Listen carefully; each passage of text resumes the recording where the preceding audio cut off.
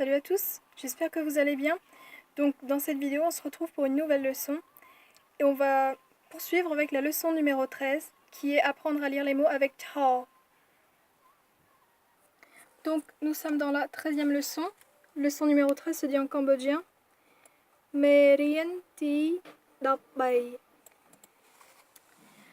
Donc avec ta.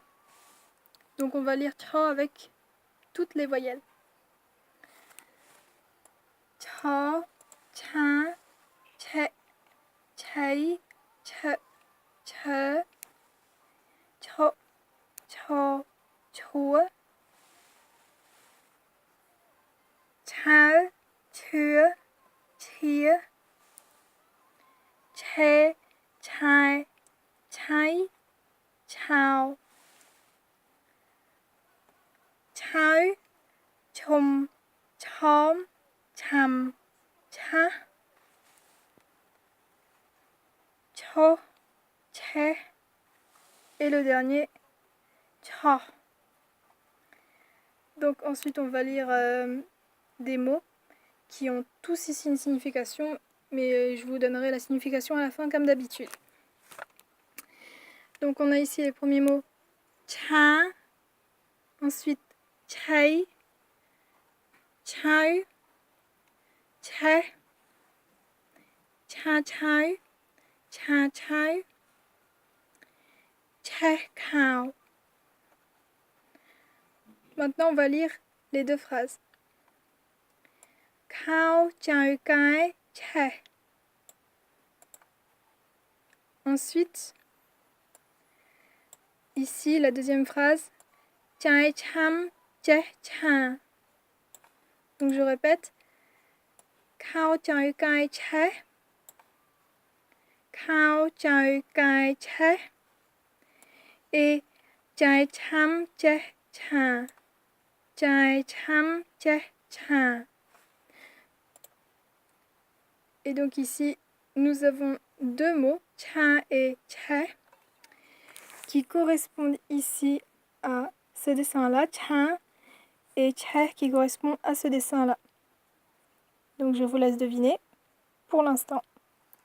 Le moment est venu pour que je vous dévoile la signification des mots que nous avons vus aujourd'hui dans cette vidéo.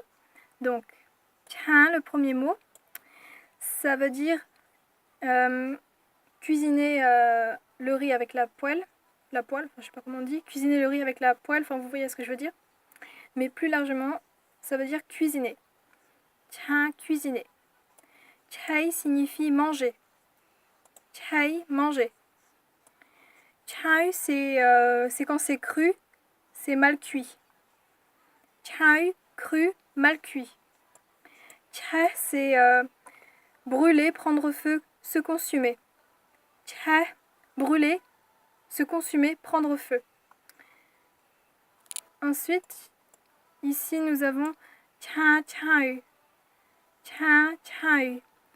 Donc ça signifie embêter, taquiner. Ensuite, nous avons ici che kao. Che kao. Donc che, nous avons vu plus haut que ça signifie brûler. Et kao, nous avons vu dans une des leçons précédentes, il me semble dans la 11e leçon, que ça veut dire pantalon. Donc en gros, c'est che kao signifie un pantalon qui brûle. Et ici, chai cham. Donc chai cham, c'est le prénom d'une fille. Tout comme dans la première phrase, nous avions chai kai. Kai, c'est le prénom d'un garçon. Et chai signifie petite fille, enfin petite fille, petit-fils, pardon. Et on pourra distinguer si c'est une fille ou un garçon si derrière il y a un prénom. Mais des fois, on ne peut pas savoir si c'est une fille ou un garçon. Donc on devine, enfin on imagine. On laisse notre imagination faire. Mais bon, la plupart du temps, il y a toujours un prénom derrière Chao. Donc Chao signifie petit-fils, petite-fille. Kai, c'est le prénom d'un garçon. Et ici, Chai Cham est le prénom d'une fille.